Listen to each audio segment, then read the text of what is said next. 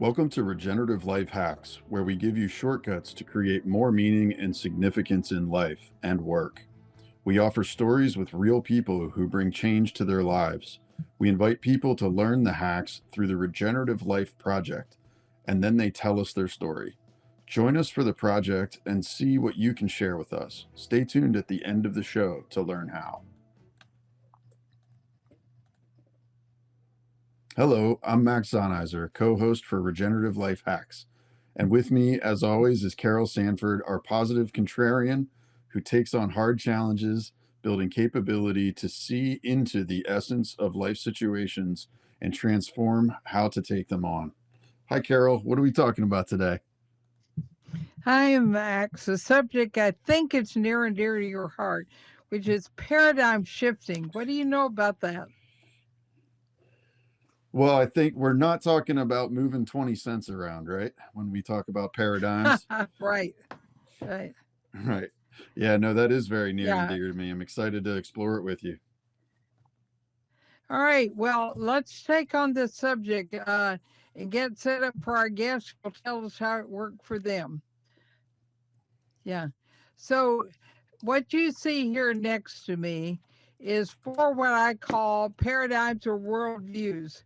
And what you can tell is that there are different ways in the world, and you know this already from your own life, that we view, and at different times we view things in a different way. So sometimes we're very self serving. More often, we think we see other people self serving and can't always see ourselves. But it's you take on the world in a particular way. You interpret everything around you in terms of how it's going to come back to you. Sometimes we can see ourselves in a way that we can tell we need to do less of something, more of something, and we want other people to stop creating the kind of harm and damage to the planet, to social systems. And that one looks more like we get involved with a program or an approach, sometimes like sustainability, circular, and so we go out in the world usually to bring others to a state of less self serving and more, hey guys, pay attention to the whole. Over time, what we begin to see is that's not enough, that we can overcome our own self centeredness and we can even work on trying to slow down the damage we do to one another and to the planet. But it's not enough. And so we take on ideas like, hmm, I really should do more good. Now, I like to tell the story here. I'll stop for just a moment before I give you the fourth one, where if you're a parent, you really care how your child behaves because of how they make you look. So you're not trying to help your child mature and learn to express their authentic self or to learn. You're really trying to get them to be good in the grocery store so you look like a good parent.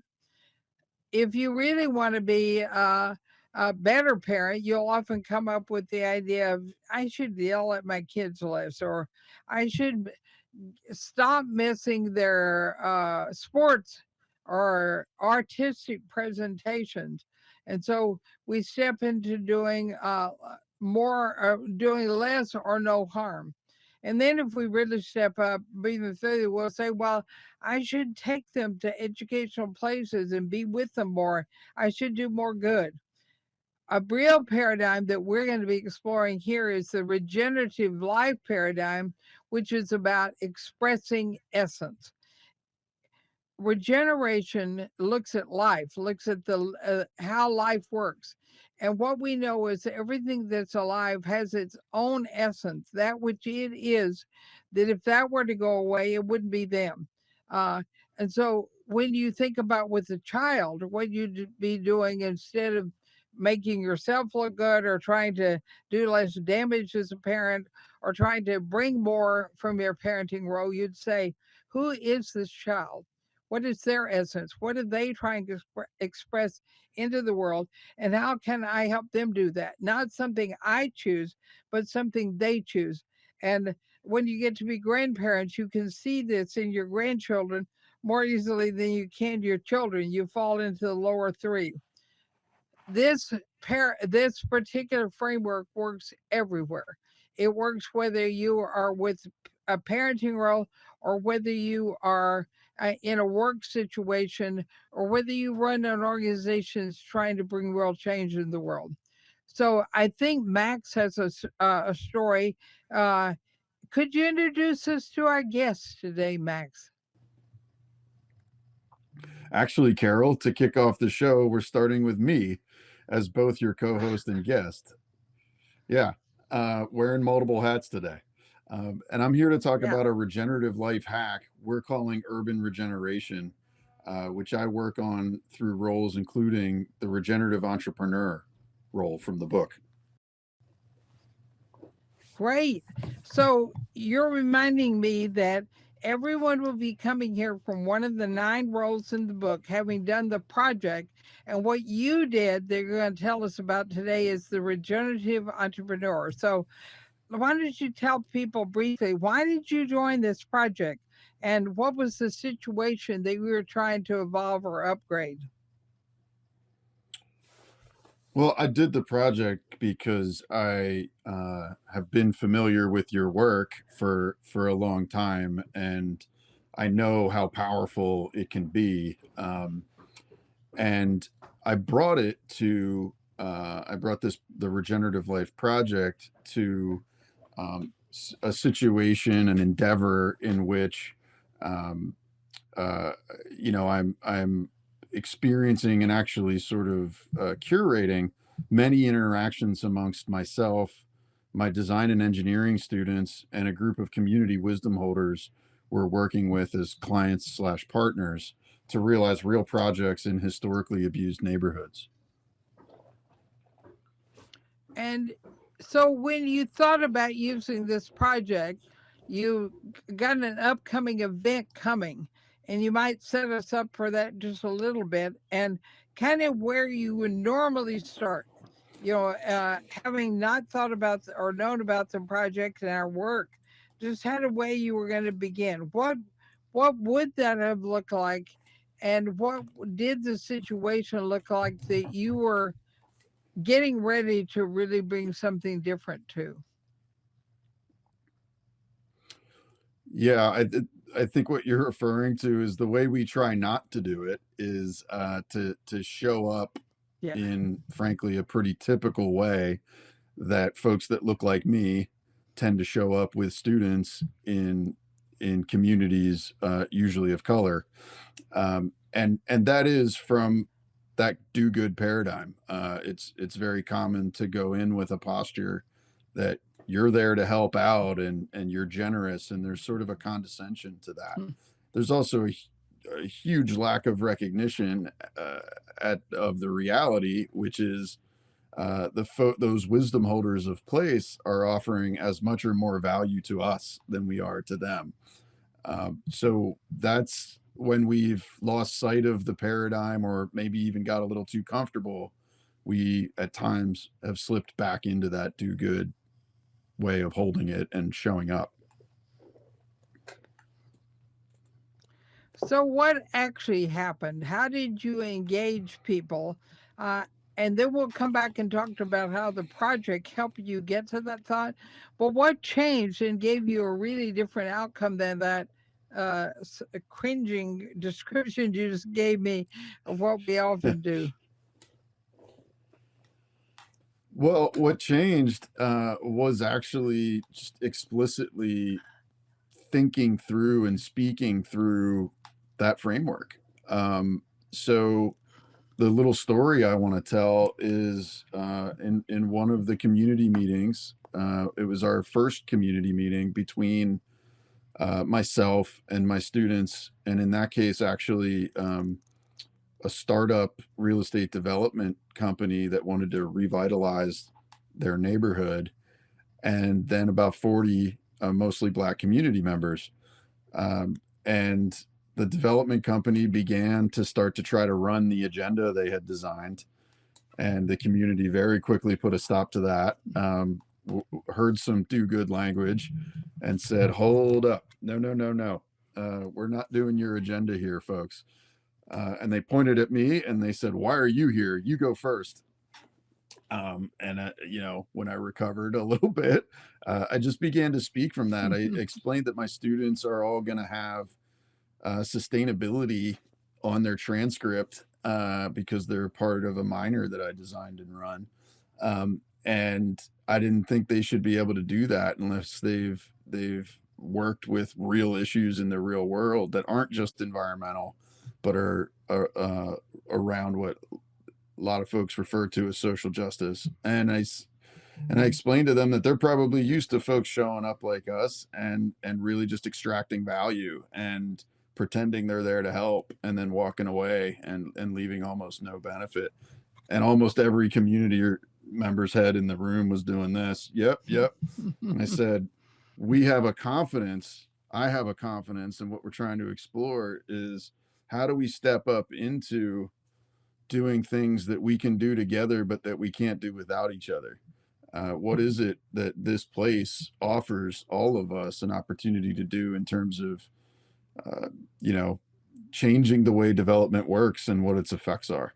And they said, okay, we're good with you now. We still don't trust them, and pointed at the developers.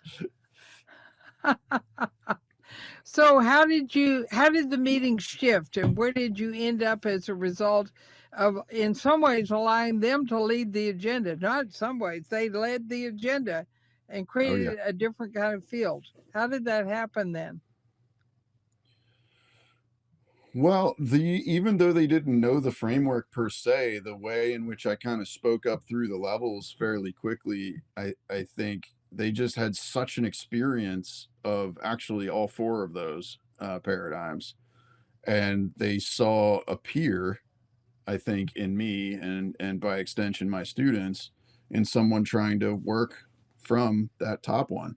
Um, so it continued to be a little touch and go with the developers, but we were able to fairly quickly cultivate a collaborative process where the community actually saw us as peers instead of, you know, invaders or a threat. And Great. you know, we continue to build those relationships year after year, and it's been incredible.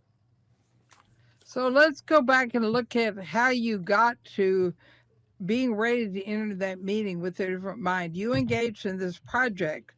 And could you describe a little of what happened to you in working on yourself and preparing, and then how it changed how you engaged there?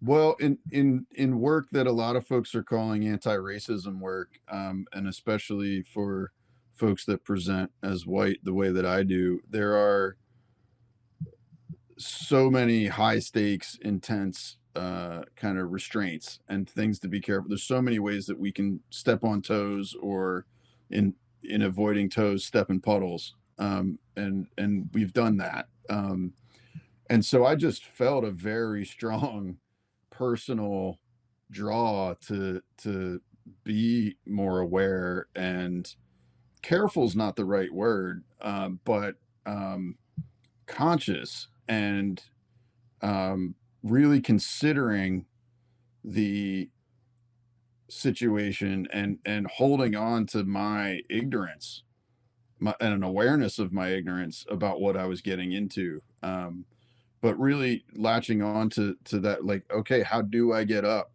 How do I climb, you know, paradigm? And So, I knew that I needed to do that in order for the collective to be able to. so one of the things we talk about too, we talk about in the project is setting an aim for yourself that's clear enough you can hang on to it. So, it sound like yours was elevate paradigm or climb paradigm, something like that. But we also look at something you may have used. If so, you could share a brief experience of we have these inner obstacles, kind of energy drains. Like we get attached to who we are and what we stand for and want everybody to love us, or we are afraid when we go in, or we make up stories about what it's going to be like. Did you have to work with any of those inner obstacles? And could you say a 1 minute kind of description of that?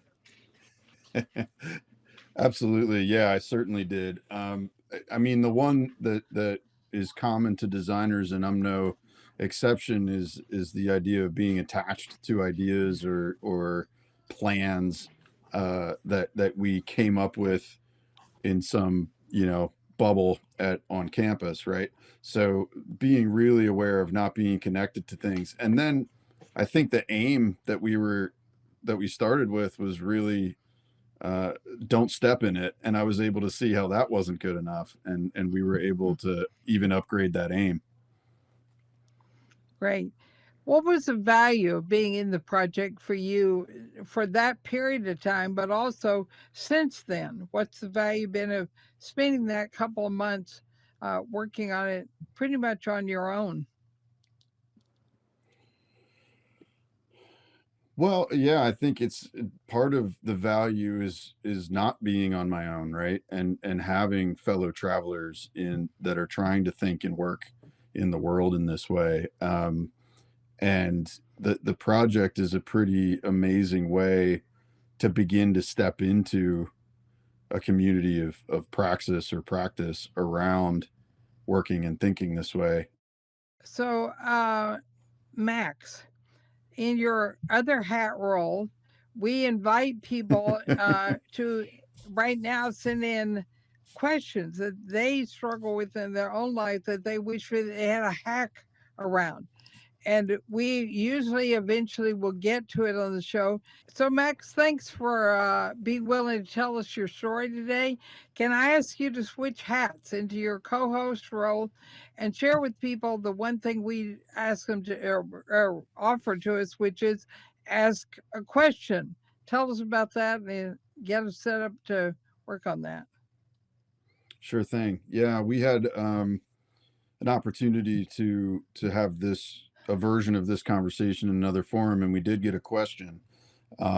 So the question was, Max, I feel I want to pay more attention to what the impacts on planet and society are, and want to do more of what Max just talked about. How can I think about this better? Um, well, there's a framework for that. um, I'm kind of kidding. We hold in our school of regenerative thinking and practice that our own development is actually intertwined with that of the places and organizations that we work in, and those are also the means by which we are able to have the impacts on larger systems like you're asking about. So I would, oddly enough, invite you back into your own development, but seeing that as a part of these places and organizations that you're working through and with for the sake of those larger systems. And what I've found is when we do that, really understanding things as very intertwined allows much higher goals across a lot of impact categories that we all care about to actually serve each other, which you don't get when you pull them apart and set a goal. Yeah, I would love to add a short thing to that. I think that's great advice. I do think you said something, Max, that is going to be helpful to everyone to remember, which is to do it in community. Trying to work on your own is very, very hard. And we have a Hmm. variety of ways we support people doing that. One is a book club. So you can take any of the 6 books I've written and you can form a book club. We have workbooks around them. And the workbooks all have exercise application. They're doing what Max says, which is applying them to yourself and your own growth. So uh, don't do it alone, and keep asking us questions. Max, thank you for setting all this up. I appreciate you being our first guest. Thank you. It's my pleasure. Thank you. As all of our guests moving forward will have joined the Regenerative Life Project just by buying 5 copies of the Regenerative Life book and sending the receipt in, and we'll let you into the project to take on a challenge with the Regenerative Life self directed mini course you'll then gain access to. Then we jointly review and consider the stories submitted by those folks and whether they'll be guests on the show. If you are on the show, we will give you a free pass to our global virtual summit this fall. So thanks to you, our audience out there on the interwebs as well, and for joining us this episode. Please hit the like button if you got anything out of this, and also consider subscribing and hitting that bell icon so you get notified whenever we add more episodes. High five, Carol. Thank you.